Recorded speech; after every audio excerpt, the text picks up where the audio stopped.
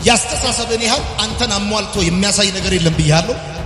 በእውነት አንተ ማን እንደሆንክ የሚታወቀው በአስተሳሰብ ነው፣ ባለባበስ አይደለም። በእውነት አንተ ማን እንደሆንክ የሚታወቀው ባነጋገር አይደለም፣ በአስተሳሰብ ነው። በእውነት አንተ ማን እንደሆንክ የሚታወቀው በድርጊት አይደለም፣ በአስተሳሰብ ነው። ምክንያቱም ቃሎች ሊደብቁት የሚችሉት ሐሳቦች ይኖሩታል፣ ድርጊት ሊደብቀው የሚችለው ሐሳብ ይኖራል። በትክክል አንተ ማን የሚለው ጉዳይ የሚታወቀው በአስተሳሰብ እንጂ በቃል ወይም በድርጊት አይደለም። ይሄ ደግሞ አንተ ማን እንደሆንክ በሙላት የሚገልጠው አስተሳሰብ እንደ ተሰወረ አይቀርም፣ ይገለጣል። ዛሬ ወይም የሚቀጥለው ዓመት ላይ ይገለጥ ይችላል እንጂ በጌታ ቀን ሰው በልቡ ተሰውሮ የተቀመጠ ሐሳብ ሁሉ ይገለጣል። ዛሬ የምንማረው የእግዚአብሔር ቃል ሐሳብ አስብ አታስብ ብላችሁ ርዕሱን ጻፉ። አስብ አታስብ ብላችሁ። አስብ ለብቻ ነው፣ አታስብ ደግሞ ለብቻ ነውና አስብ አታስብ። የአስተሳሰብን ያህል አንተነትህን ለይቶ የሚያሳይ ምንም ነገር የለም። የአስተሳሰብን ያህል አንተነትህን አሟልቶ የሚያሳይ ምንም ነገር የለም።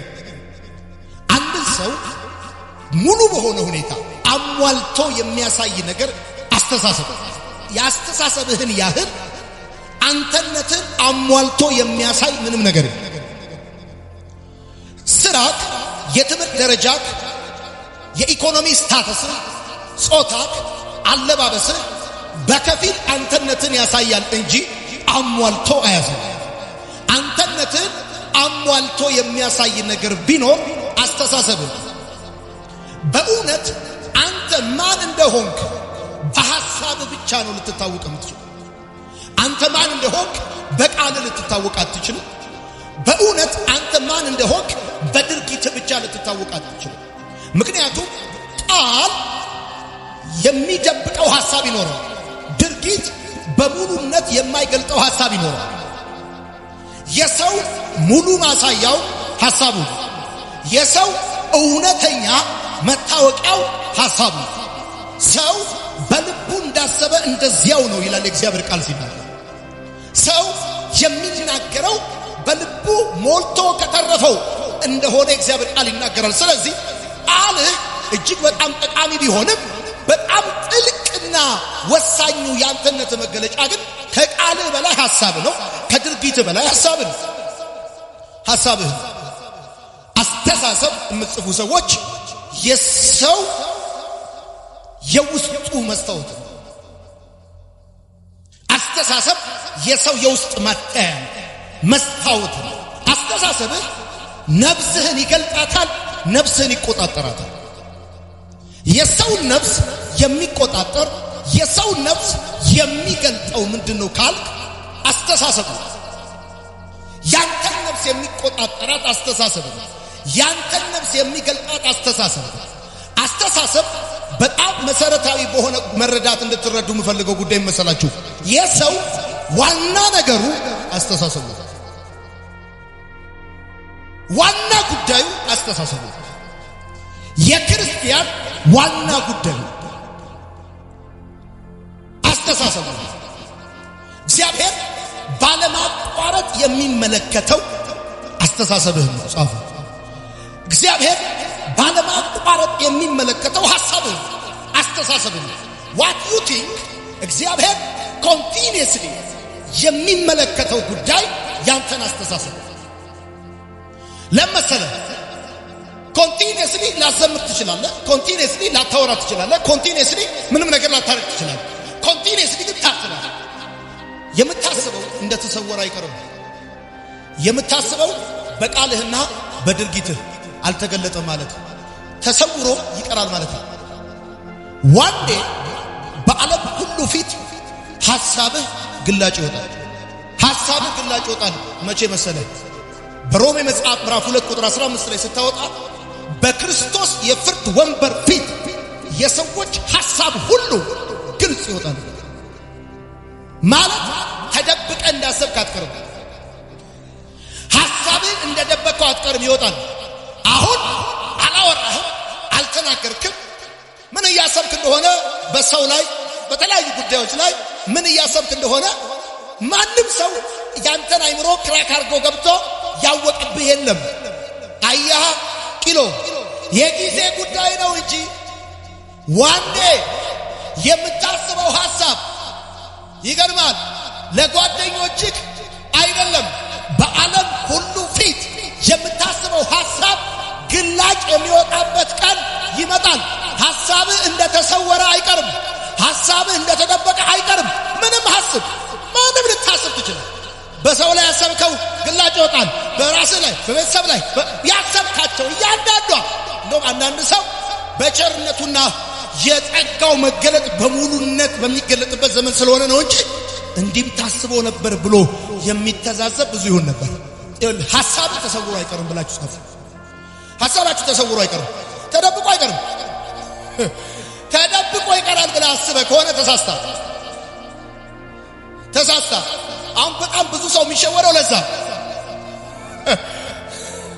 ለዛ ነው። ገና ወደፊት በክርስቶስ የፍርድ ወንበር ፊት ሰው በልቡ የተሰወረው ግልጥ ይሆናል። ምን ማለት ፈልጌ መሰለህ? እያንዳንዱ ሰው ብላክ ቦክስ አለው ያልኩ። ብላክ ቦክስ ይከፈታል። በደም ስሙኝ። አንተ ለእግዚአብሔር ሙሉ በሙሉ ግልጽ ነህ። ጻፉ። እኔ ለእግዚአብሔር ሙሉ በሙሉ ግልጽ ነኝ። ማንም ለእግዚአብሔር የተሰወረ፣ ለእግዚአብሔር የተደበቀ፣ ለእግዚአብሔር የተሸሸገ ማንም የለም። ማንም ሰው የለም። በደም ስሙኝ። ያስተሳሰብን ያህል አንተን አሟልቶ የሚያሳይ ነገር የለም ብያለሁ። በእውነት አንተ ማን እንደሆንክ የሚታወቀው በአስተሳሰብ ነው፣ ባለባበስ አይደለም። በእውነት አንተ ማን እንደሆንክ የሚታወቀው ባነጋገር አይደለም፣ በአስተሳሰብ ነው።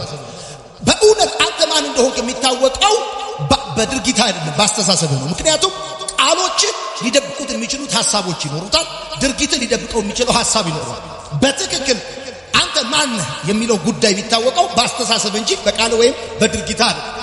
ይሄ ደግሞ አንተ ማን እንደሆንክ በሙላት የሚገልጠው አስተሳሰብ እንደተሰወረ አይቀርም፣ ይገለጣል። ዛሬ ወይም የሚቀጥለው ዓመት ላይ ይገለጥ ይችላል እንጂ በጌታ ቀን ሰው በልቡ ተሰውሮ የተቀመጠ ሐሳብ ሁሉ ይገለጣል።